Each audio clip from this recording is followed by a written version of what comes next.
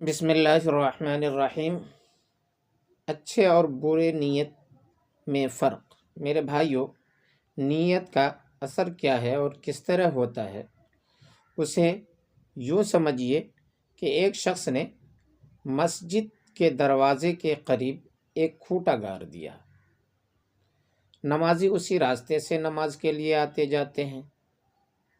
کھوٹا گارنے والے کا مقصد یہ ہے کہ نمازیوں کو راستہ چلتے ہوئے چوٹ لگے اور انہیں تکلیف پہنچے۔ ظاہر ہے کہ یہ کام اس نے بری نیت سے کیا ہے۔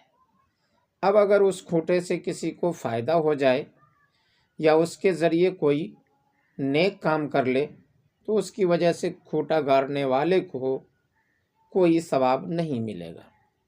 مثلا ایک شخص بیل گاڑی پر سوار ہو کر نماز پڑھنے گیا، اسے بیل باندھنے کی ضرورت تھی، اس نے اسی کھوٹے سے بیل باندھ دیا اور نماز پڑھنے چلا گیا، تو اس بیل باندھنے والے نے اگرچہ چوٹ کھانے کے بجائے فائدہ ہی اٹھایا ہے اور اسے ایک نیک کام اور ایک اہم فریضہ کی ادائیگی میں تھوڑی سی سہولت ہوئی ہے، لیکن جس شخص نے کھوٹا گارا تھا اسے اس کا ثواب نہیں ملے گا، اس لیے کہ اس کی نیت خراب تھی۔ ایک دوسری مثال لیجیے۔ ایک شخص نے سڑک کے کنارے کنواں کھودوایا اور اس کی نیت یہ تھی کہ اس کنویں سے لوگوں کو فائدہ پہنچے اور وہ اس سے اپنی پیاس بجھائیں۔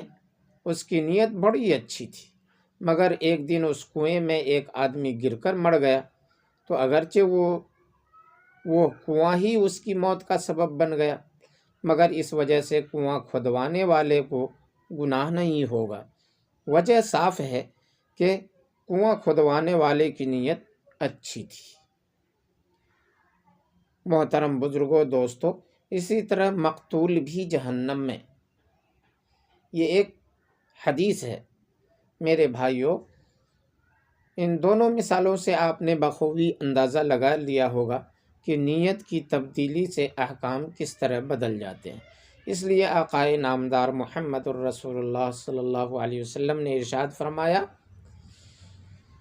کہ جب دو مسلمان تلوار لے کر آمنے سامنے آ جائیں اور آپس میں لڑیں، پھر ان میں سے کوئی ایک قتل ہو جائے تو قاتل اور مقتول دونوں جہنم میں جائیں گے۔ ایک صحابی نے عرض کیا، یا رسول اللہ، قاتل نے قتل کیا تو جہنم میں جائے گا، یہ ٹھیک ہے، لیکن مقتول کیوں جہنم میں جائے گا؟ تو آپ صلی اللہ علیہ وسلم نے فرمایا دونوں جہنم میں جائیں گے۔ اس کی وجہ یہ ہے کہ دونوں کی نیت اپنے مخالف ساتھی کو قتل کرنے کی تھی، اس نیت کی وجہ سے دونوں جہنم میں جائیں گے۔ میرے دوستو، اس پوری تفصیل سے آپ لوگوں نے ضرور سمجھ لیا ہوگا کہ نیت کا اثر کیسے مرتب ہوتا ہے اور اس کے نتائج کس طرح ہمارے اوپر اثر انداز ہوتے ہیں۔ ایک دوسری حدیث شریف میں آقائے نامدار محمد الرسول اللہ صلی اللہ علیہ وسلم نے ارشاد فرمایا کہ اللہ تعالیٰ تمہاری صورتوں اور تمہارے اموال کو نہیں دیکھتا، بلکہ وہ تمہارے قلوب اور تمہاری نیت اور تمہارے اعمال کو دیکھتا ہے۔ محترم بزرگوں، دوستو، آپ حضرات نے سنا ہوگا 3 آدمی کا واقعہ۔